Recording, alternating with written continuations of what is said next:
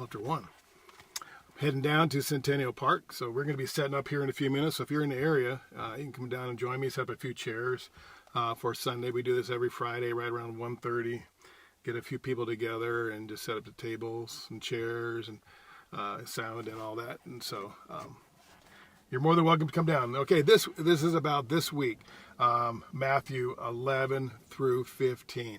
Some amazing, again, we're like halfway through the book of Matthew on our reading plan and the Bridge Gospel reading plan from now until right before Thanksgiving. You haven't got it, you can get a paper copy on Sunday mornings. You can get one in the office. But so it's like a chapter a day, skipping 2 days a week. So it's very doable for everybody.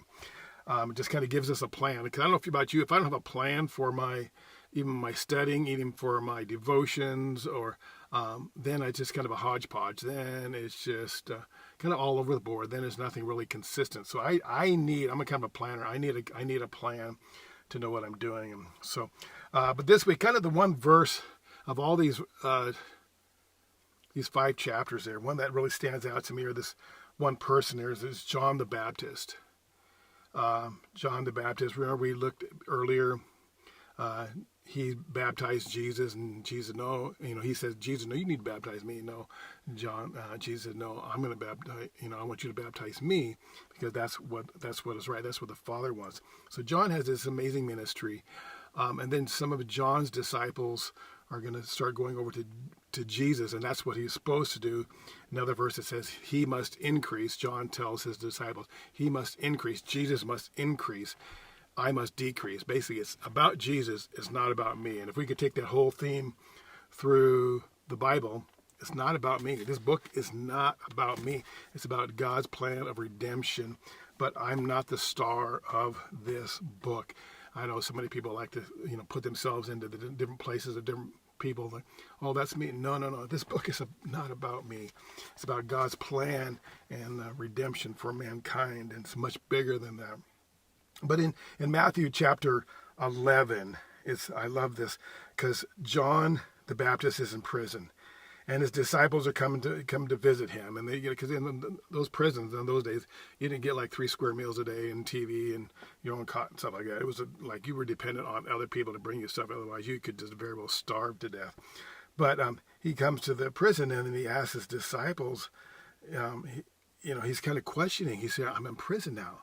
I mean, life is bad for me. I was kind of, in a sense, popular for a while, had a following, and now I'm in prison. And then he sends his disciples back to ask Jesus. He says go ask Jesus this. He says, are you the one who is to come, or should we expect someone else? Basically, he's kind of having his question, maybe questioning himself, not so much doubting Jesus, but like, I don't know what's going on here. And Jesus just tells his disciples, he says, the blind, goes back and tell John, the blind see, they receive their sight, the lame walk, the lepers are cleansed, the deaf hear, and the dead are raised, and good news is proclaimed. That's John 11, verse 5.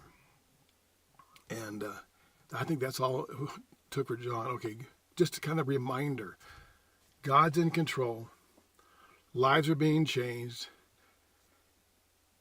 And I know you're in prison, John. And we're going to see later in Acts, when we're studying Acts in our church on Sunday mornings, we see prison doors popping open. And we see people just walking out of prison. But it's not the case here for John. So I just want to say, probably it's okay to have these questions, but John seeks out answers to his questions. And Jesus gives him the answers. And so maybe that's kind of you today. You're kind of having some doubts about things, doubts about life, doubts about why some people get healed, some don't, why some people just seem more blessed in some ways than others. But John gets his question answered. And then what's so crazy is in chapter 14, just 3 chapters later, John loses his life. He's beheaded while he was in prison. And I'm thinking that answers in chapter 11 was enough for John.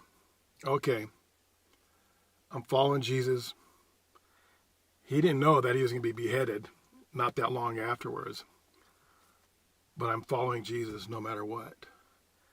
And he ends up giving his life for Jesus. And so that's what kind of stands out to me in these, is just that challenge for me, that just because maybe I'm not in prison like John, and I'm not at risk of being beheaded right now like John, but sometimes, I think we can all relate to life's not going well. Jesus, God, are you there? God, can you hear me? I've been praying to you for weeks, months, years, for this son or daughter, or grandson, or this situation, or my job situation, or are you there? And Jesus answered. And it doesn't say John sent back another delegation, because I was thinking, like, why didn't he send back? Well, what about this? Well, then how come I'm still in prison? You don't get that. You don't get him this back and forth, go ask Jesus this now, go ask Jesus that now. No, that was enough. Even though he was still in his predicament, that was enough. And so that's my prayer actually for me today too, that just a reminder that Jesus is enough, regardless of my life situations, regardless of where I'm at, regardless of health issues, regardless of relational issues. Jesus has to be enough. And all that other stuff, it's going to work itself out. Maybe even not on this side of eternity, but it's going to work itself out. And if I rest in the sovereignty of God, that he's in control, then Jesus is going to be enough. And that's what I rest in. So God bless you guys. Hope to see you this Sunday. Sunday's message called the Porcupine Dilemma.